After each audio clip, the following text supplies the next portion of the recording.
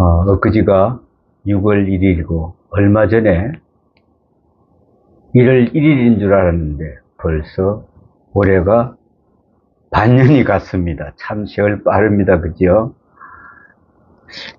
6개월 동안 뭘 했죠? 글쎄요. 한 것도 없이 또 6개월 갔습니다. 6월 마지막 주일날 이렇게 오늘 말씀은 경건한 군인 고넬로라는 제목을 한번 올려봤습니다. 오늘 본문에는 경건한 군인 고넬로를 만날 수가 있습니다. 고넬로에 대한 이야기는 사도행전 전 체계의 구조상으로 보아 대단히 중요합니다. 사건으로 나타나게 되는데 왜냐하면은 이 사람은 로마 사람이기 때문에 그렇습니다. 가이사랴에 와 있는 한 로마 군인입니다. 그리고 곧 이방 사람인 것입니다. 그리고 그가 이방 사람으로서 첫 그리스도인이 되는 이야기로 성경은 나타납니다. 사도행전 1장 8절에 우리 무슨 말씀입니까? 오직 성령이 너희에게 임하시면 너희가 권능을 받고 예루살렘과 온 유대와 사마리아와 땅끝까지 이르러 내 증인이 되리라 하시니라 그랬습니다. 사마리아와 땅끝까지 내 증인이 되라. 예수님께서 말씀하십니다. 그렇습니다. 예루살렘에서 시작되었고 온 유대에 전해졌으며 그 다음에는 사도행전 8장의 본바에 의하면은 이같이 이제 빌립을 통하여서 사마리아에까지 복음이 전해졌습니다. 마침내 이제는 땅끝까지 가야 하겠습니다. 땅끝까지. 당시의 땅끝이라고 하면 일단 로마와 서바나를 칭하는 것으로 되어 있습니다. 그런데 로마까지 복음을 전한다 했습니다. 지정학적으로는 지금은 로마가 아닙니다. 중동의 가이사랴입니다. 바로 사마리아에 인접한 사마리아 다음에 바로 그 도시입니다. 그런데 이 도시가 어디 있습니까? 해변에 있는 지방으로 보면은 사마리아 다음으로 도시밖에는 안 되는 것 같아도 인종적으로는 보면은 바로 로마입니다. 인종적으로는. 그 점을 우리가 생각해야 합니다. 요즘 우리에게 문제가 있습니다. 무슨 문제가 있을까요? 아직도 우리나라가 선교사를 세계 위로 보내는 국가입니다. 웬만하면 선교사로 나가겠다 합니다. 그런데 각 나라에서 많이 한국에 와 있는서 일하는 사람들이 있습니다. 몇만이나 될까요? 대강 짐작컨대. 외국에서 들어와서 우리나라에 지금 일을 하고 있는 사람이 몇만이나 될까요?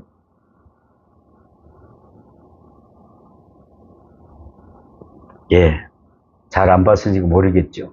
한 250만 명 정도가 된답니다. 250만 명. 여기서는 또 모슬렘 지역에서 온 사람도 있습니다. 인도에서도 왔고 아프리카에서도 왔습니다. 그들이 여기 와서 일을 하고 있습니다. 아주 어려운 여건에서 일을 하고 있다고 그랬습니다. 근데 그들은 다 고학력자들입니다. 그냥 무식해서 온 사람들은 또 하나도 없습니다. 이런 사람들을 복음을 전하면은 우리가 아프리카까지 안 가도 될 수가 있습니다. 그지요? 아프리카 사람이 여기 와서 일을 하고 있으니까 이 사람이 예수를 믿고 참으로 성령 받은 그리스도인의 증인이 된다면은 이제 고향에 가서도 교회도 세우고 선교사가 되는 것입니다. 바로 하나님이 일꾼이 되는 것입니다. 참으로 중요한 기회가 아닐 수 없습니다. 하나님께서는 이렇듯 이상한 관계에서 온 세계 사람들을 두루 한국으로 초청했습니다.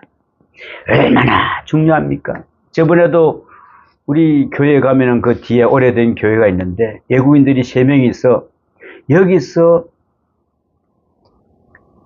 예, 영어 예배도 드립니까? 라고 물어보더라고요. 그래서 내가 그거는 잘 몰라서 그 전화를 했습니다. 그게 보니까 어떤 집사님이 받길래 집사님 외국인을 위한 영어 예배는 없습니까? 그러니까 저희들은 안 드립니다. 그래서 내가 그러면 여기서는 안 드린다니까 다른 데를 제가 소개를 해줬어요.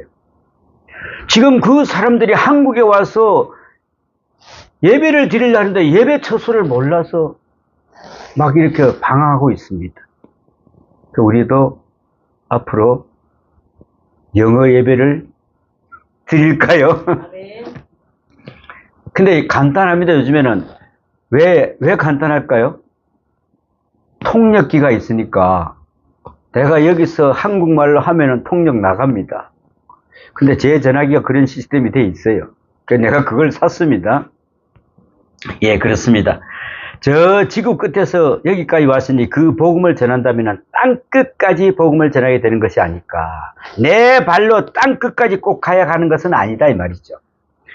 자, 이제 로마 군인이 여기 와 있습니다. 가이사랴에 와 있는 것입니다. 이 사람 하나가 이 중요한 인물이 예수를 믿게 된다면은, 그리고 로마로 돌아가게 되면은 로마를 복음하는데 결정적인 역할을 하게 된다 그랬습니다. 여러분, 저 먼 아프리카까지 가서 선교하겠다는 생각할 것이 아니라 이제는 여기에서 얼마든지 할 수 있어요. 지금 여기에 와 있는 분들 중에 집중적으로 선을 베풀고 복음을 전한다면 그것이야말로 선교사 몇 명을 보내는 것보다 더 효과적입니다.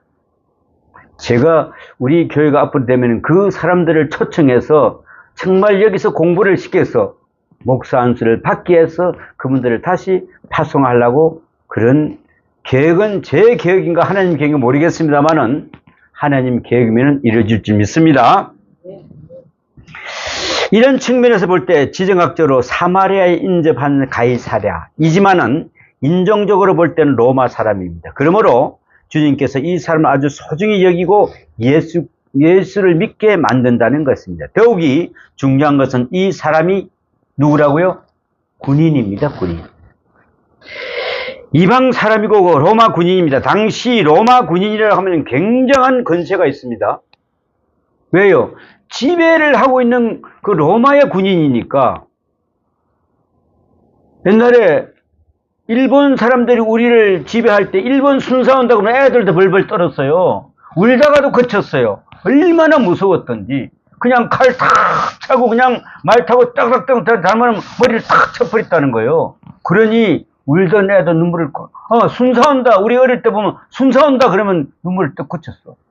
그렇게 건세가 있었던 그런 로마 군인이요.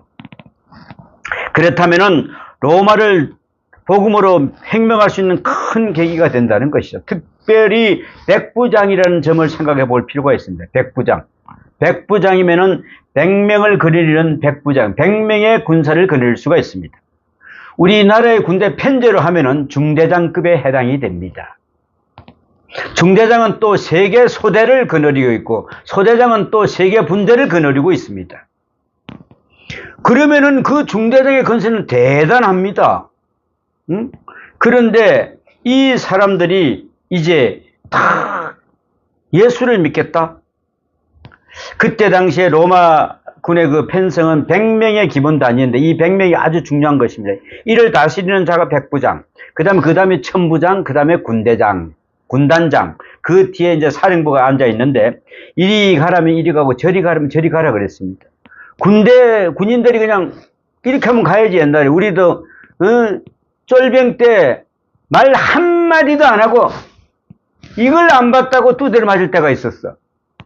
고참이 그러는데 말이야, 어디를 눈을 갖다가 이러면 가야 되는데, 그런데 이 사람이 예수 믿는 사람이에요. 예수 믿는 사람. 또 이 그 군대는 최일선에 나가서 싸우는 사람입니다. 우리나라는 소대장들이 있는데 여기는 지금 현재 편제는 중대장이 제일 앞에 가서 싸우는 사람입니다. 그런데 이 백부장이 전투 지휘자를 했던 것입니다. 전투의 가장 선두에는 지휘자, 군인을 보고 앞으로 가라 하면서 나를 따르라면서 뛰어다니는 그런 사람이었습니다.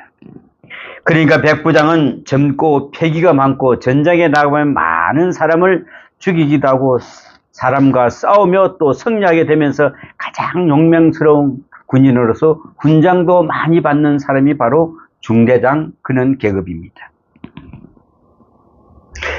그래서 군인은 백부장에부터 계급이 올라갑니다. 백부장, 그 다음에 천부장, 그리고 사령관. 로마의 군 전체를 다스리는 중요한 인물이 되는 것이죠.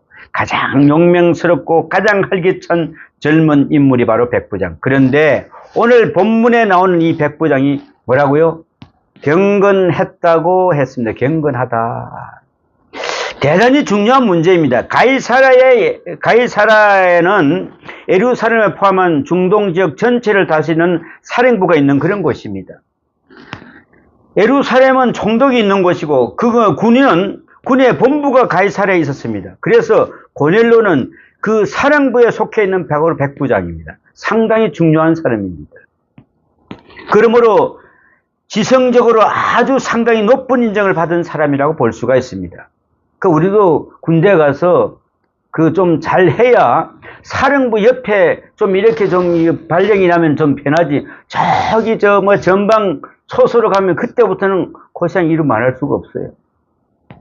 모르죠? 전방에 안 가봐서. 연평도 나는 가봤어. 연평도. 이야, 거기는 보면은 부대가 있어. 중대가 있어. 중대가 또 소대가 있어. 소대에서 또 분대 밑에 또 거기는 각 이방 초소까지 있어. 그러니 얼마나 그냥 초소장이라고 하나 세워놓으면은 지 밑에 사람 개우 5명 있는데 얼마나 그냥 그게 또 그냥 저것처럼 하는 게 몰라요. 참.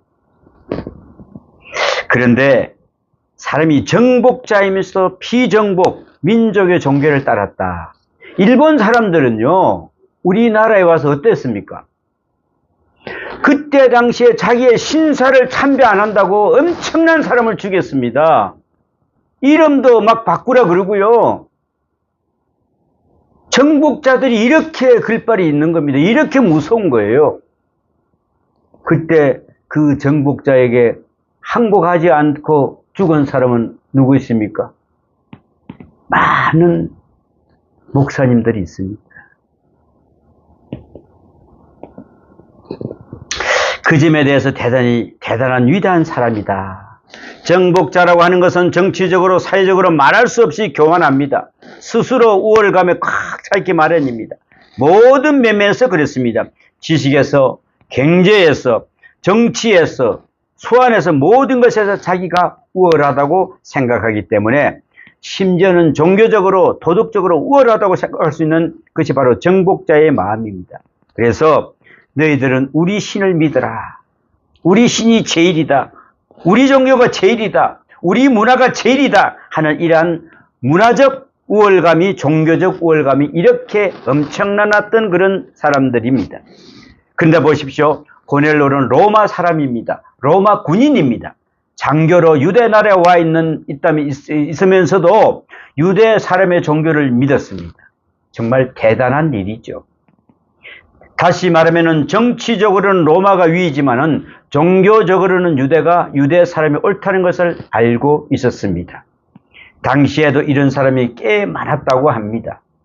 훌륭한 로마의 군인들이니 정치가 가운데는 정치적으로 로마가 위요, 철학적, 문학적으로는 헬라가 위이지만 종교적으로는 히브리 종교가 제일이다라고 생각한 사람들이 많았다고 합니다. 아마도 이 고넬로도 그런 분류에 속했던 것 같아요. 그래서 종교적으로는 이스라엘 사람들의 종교를 따랐다 그랬습니다.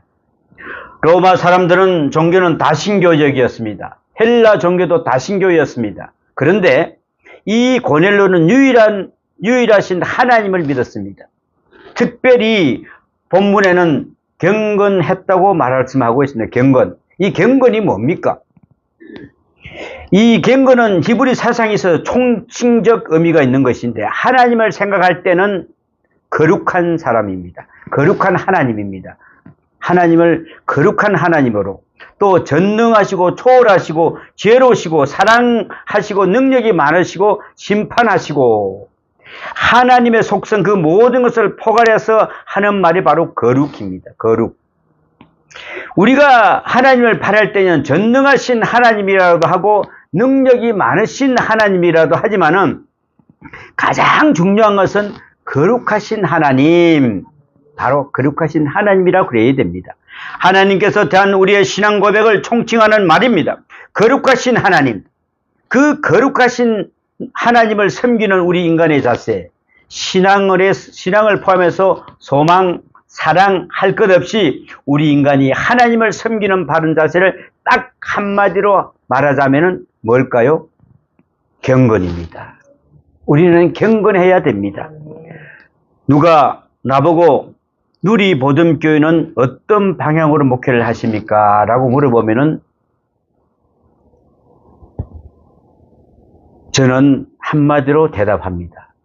우리 누리보듬교회는 성서적 경건주의라고 말하고 싶습니다. 성서적 경건주의. 성서적 경건은 바로 그것이 제가 바라는 목회 방향입니다. 경건은 하나님께 기도하는 것만을 포함한 것이 아닙니다. 생활까지입니다. 생활까지. 성경 공부하는 것만이 아닙니다. 실제 가정 생활까지입니다. 경제 생활까지입니다. 물질 생활까지입니다. 다 포함해서 경건입니다. 경건이란 단순히 신비롭다는 말과는 다릅니다. 행함을 떠난 경건은 없어요. 경건이라는 말에는 행함까지 포괄되어야 된다는 것입니다. 기도를 많이 한다고 해서 경건하다고 할 수는 없습니다. 경건이란 실생활과 영적인 생활이 합친 개념이다. 실생활과 영적인 생활이 합친 개념. 그래서 총칭적 의미가 있다는 것입니다. 하나님을 두려워하는 동시에 하나님을 사랑하고 하나님의 있는 생활을 하는 것이다. 이것이 바로 경건 생활입니다. 하나님 있는 생활을 경건 생활이라고 한다는 것이죠. 여러분, 우리 마음에 늘 하나님이 함께 하셔야 됩니다. 그래야 전체적으로 가정과 사회가 어느 곳에 갈수도 우리가 경건한 마음이 나와야 된다는 것이죠. 이게 바로 고넬료는 오늘 이런 사람이었다는 것이 이야기하고 있습니다. 그렇습니다. 고넬료는 경건했다고 했습니다. 이러한 경건이 있었는지를 본문에는 세 가지로 설명하고 있습니다. 첫째는 온 집으로 더불어 하나님을 경외했다 그랬습니다. 하나님을 경외했다. 여러분, 우리 가족 누구라도 다 하나님을 경외하는 삶이 되어야 됩니다. 호보 우멘 노스라고 하는 이 말은 히브리 말인데 두려워했다고 하는 말입니다. 두려워했다. 군인은 무서워하는 것이 없는데 그는 하나님을 두려워했다. 적을 두려워하지 않지만 하나님을 두려워했다 그랬습니다. 한번 상상해 보십시오. 얼마나 귀한 이야기입니까? 하나님을 두려워하는 군인, 바로 여기에 문제가 있는 것입니다. 요즘에 보면은 하나님을 두려워할 줄 모르는 사람 때문에 문제가 있습니다. 하나님을 두려워할 줄 몰라요. 하나님을 무서운 줄로 몰라요. 하나님이 제 마음대로입니다. 내 마음대로 이기적으로 살고 마음대로 물리적으로 살고 마음대로 방탕해도 될 줄 압니다. 하나님 무서운 줄 몰라서 그래요. 그런데 군인이면서 하나님을 두려워한다니 이 얼마나 아름다운 것입니까?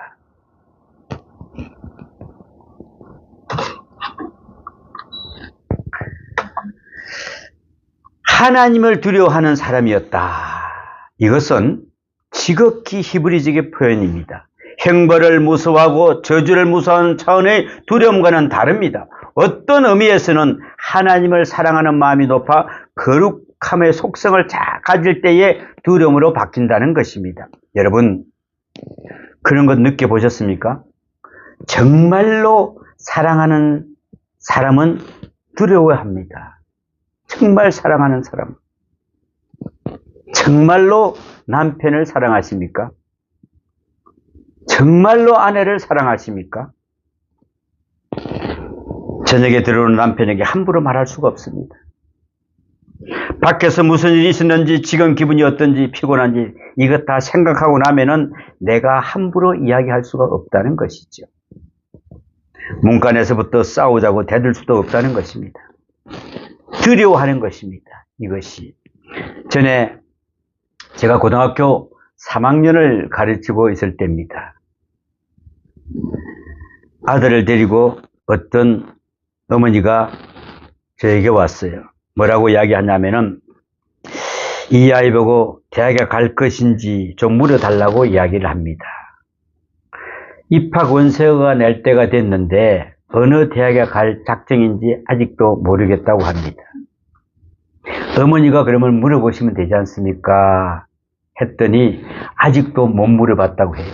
왜요? 그랬더니 왜 못 물어봤냐고 물어봤더니 덮어놓고 물어봤다가 아이가 제 실력이 부족해서 낮은 자로 가겠다고 대답해도 스스로 괴로운 것이고, 높은 자로 가겠다고 대답해도 거기에 떨어질까봐 걱정할 것 같아서 이것도 저것도 다 용기가 없어서 못 물어봤다는 것입니다.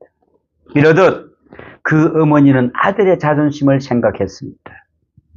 그래서 입학 원서를 내는 날까지 물어볼 수가 없었다는 것입니다. 이것이 바로 두려움입니다.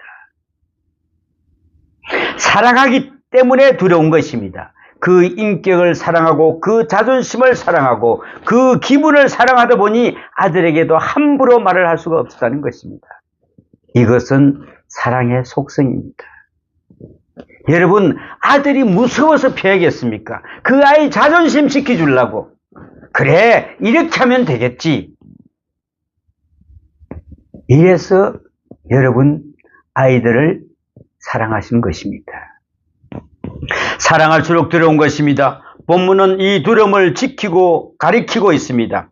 온 집으로 더불어 하나님을 경외하며 2절에 말씀하고 있습니다. 특별히 24절에 보면은 고넬로는 친척과 가까운 친구들까지 다 모여들어 기다렸다고 말씀합니다. 자신이 하나님을 섬길 뿐만 아니라 온 집으로 더불어 그런 마음이 있었어요.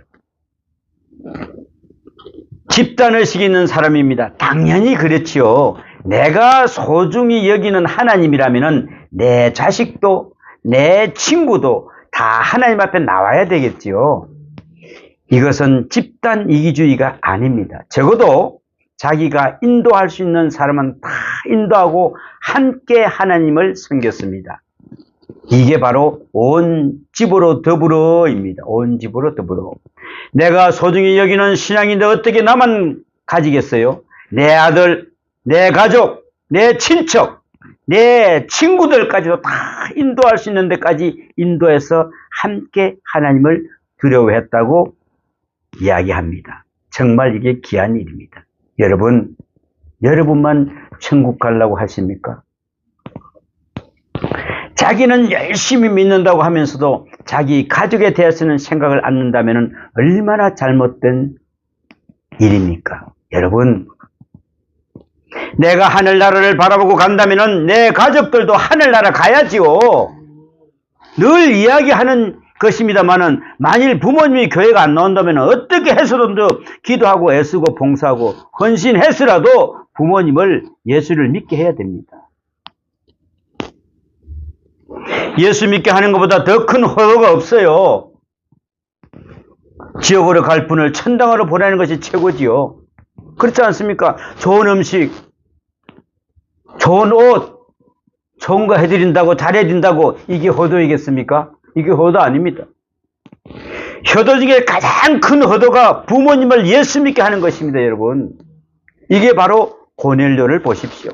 온 집으로 더불어 하나님을 경외했다고 하지 않습니까? 대단히 아름다운 이야기입니다. 이것이 바로 경건입니다. 혼자 잘 믿고 있는 것이 경건이 아닙니다. 온 집과 더불어 믿는 것이 바로 이게 경건입니다. 둘째는 백성을 많이 구제했다고 했습니다. 이 사람이 싸우는 사람이요, 전투에서는 사람을 죽이는 군인입니다. 그런데 이런 사람인데 구제를 했어요. 그것도 정복된 국가에 와서 정복된 백성들을 구제했어요. 그러니까 죄는 미워하고 백성은 사랑하는 그런 것입니다. 우리는 이것을 잊지 말아야 합니다. 마태복음 8장을 보면은 가베나움에 백부장이 한 사람이 있었는데 이 백부장이 예수님께 나와서 큰 칭찬을 받습니다. 마태복음 8장 10절에 예수께서 들으시고 놀랍게 여겨 따르는 자들에게 이르시되 내가 진실로 너희에게 이르노니 이스라엘 중에 아무에게도 이만한 믿음을 보지 못하였노라고 말합니다. 이게 무슨 말입니까? 정말 귀한 칭찬을 받았습니다. 군인 백부장이 예수님 앞에 와서 엎드려 절을 하고 도와주세요라고 합니다. 왜요? 병든 그의 하인을 고쳐주세요라고 하는 것입니다.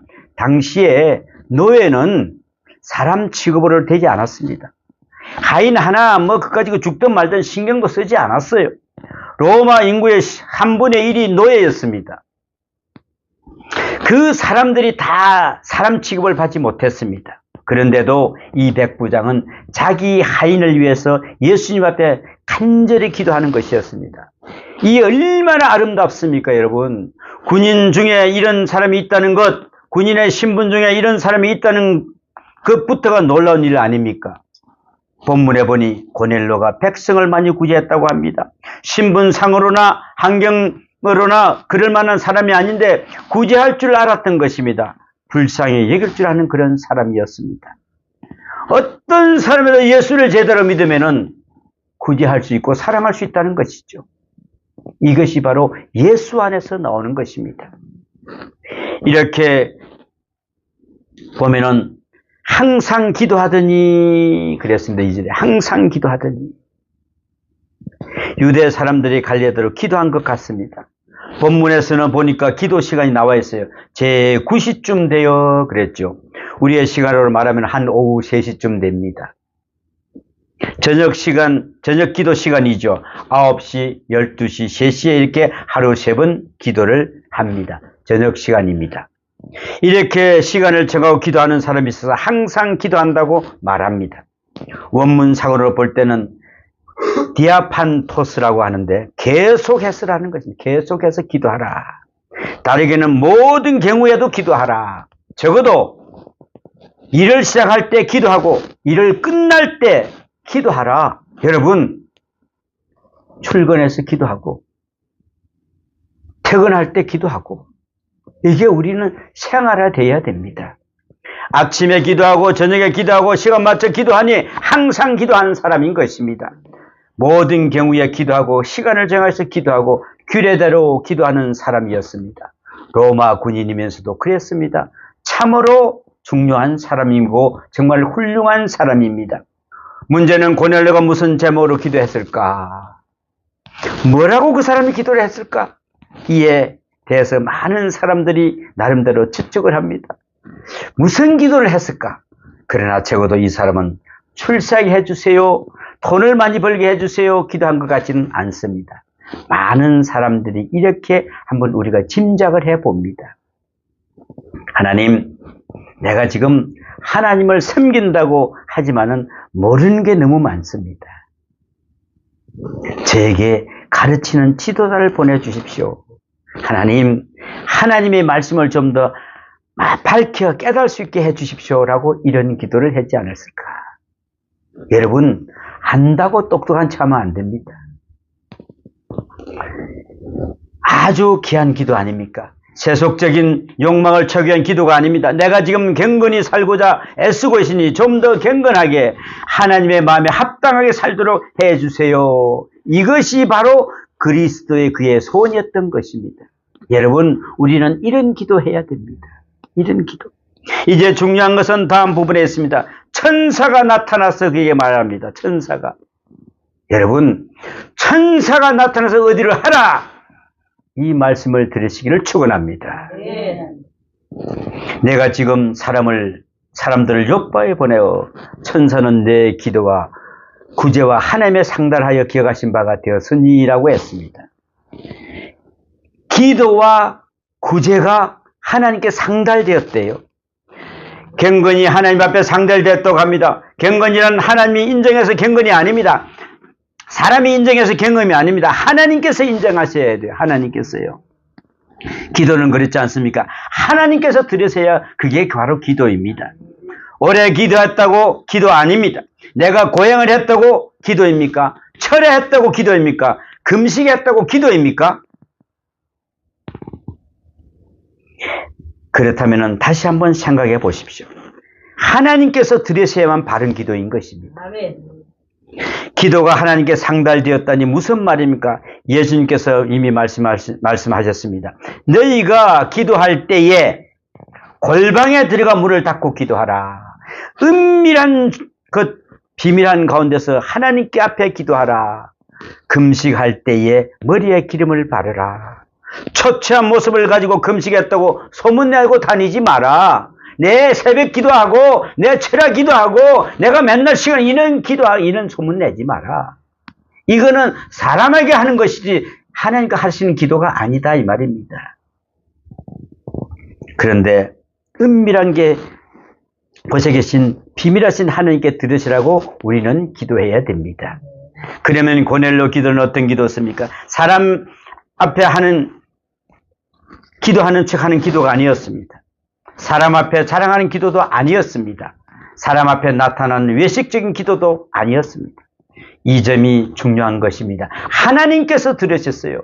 하나님께서 들으시는 기도를 해야 됩니다, 여러분. 하나님께서 중요하게 인정을 해 주셔야 됩니다. 그래, 내가 네 기도를 들어주겠다. 그런 기도가 구제가 하나님 앞에 상달되었다는 것입니다. 예수님은 구제할 때도 나팔을 부지 말라고 하셨습니다. 오른손이 한 것을 왼손을 모르가라고 말씀하셨습니다. 그래야 하나님께서 상달된다 그랬어요. 절대로 우리는 칭찬을 바라지 마십시오. 어떤 사람은 좋은 일을 하는데 이런 걸 꼭 해요. 꼭 어디 구제하러 갈 때 꼭 전화해요. 오늘 어디 가서 구제하러 갑니다. 그리고 그거 끝나고 또 전화해요. 어디 갔다 왔다고. 이 자랑하는 거 아니에요? 이러면 안 됩니다. 아무도 모르게 이것만은 하나님께서 기억하십니다.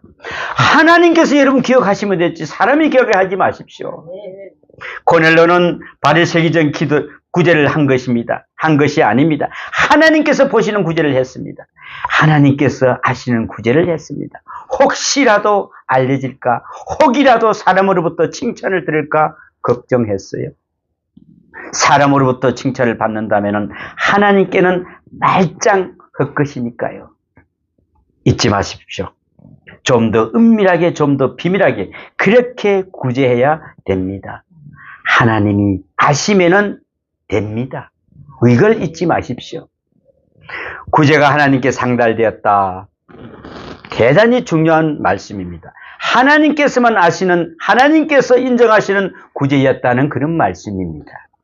그리하여 하나님께서 고넬료에게 복음을 주십니다. 특별히 오늘 본문은 신학적으로 아주 중요한 말씀입니다. 고넬료는 일단 이 자리에서 히브리적 종교에 심취했고 유대교를 믿었습니다. 유대교를 진실하게 믿었습니다. 가짜 유대교인이 아닙니다. 진짜 유대교인이었습니다. 경건했습니다. 자기 딴에는 자기가 아는 대로 최선을 다했어요. 하나님께서 이제 한 걸음 더 가르쳐 주십니다. 경건한 유대교인으로 이제는 기독교인으로 만드십니다. 그래서 베드로를 청하라 그러십니다. 그리하여 베드로를 통해서 경건한 유대인을 경건한 크리스찬으로, 경건한 그리스도인으로 만드시는 것입니다. 이것이 바로 고넬료에게 주신 가장 큰 복입니다. 여러분, 이런 복 받으시기를 축원합니다. 네. 유대교 믿어가지고 구원을 얻지 못하거든요. 땅에서는 경건했어요. 최선을 다했어요. 한마디로 말하면 그 같은 구약적 교인을 신학적 교인으로 만든 것입니다. 유대교인을 그리스도인으로 만드는 것입니다, 여러분. 땅에 경건한 사람을 영생의 경건으로 약속받은 사람으로 인도하는 장면이 바로 사도행전 10장에서 처음부터 끝까지 나타나고 있는 이 장면입니다. 여러분, 경건한 그리스도인, 신학적인 성도의 삶을 나타내 주시길 여러분에게 축원합니다. 이제 우리는 그리스도인으로서 모든 것을 한 걸음 앞서 나가면서 경건한 삶을 사시기를 축원합니다. 기도합니다. 아버지 하나님, 경건한 그리스도인을 살기를 원합니다. 경건한 사람의 영생을 경건으로 약속받는 사람으로 살기를 원합니다. 이제 우리는 온전한 경건한 인으로 주님 앞에 주여 제가 여기 섰습니다. 주님 말씀하시옵소서 라고 부르짖는 자들이 되게 하여 주시옵소서. 오늘도 주님께서 우리가 일주일 동안 이 말씀 붙들고 주여 제가 경건 생활하게 하여 주시옵소서, 말씀대로 살게 해 주시옵소서 라고 고백하는 귀한 성도들 되게 도와 주시옵소서.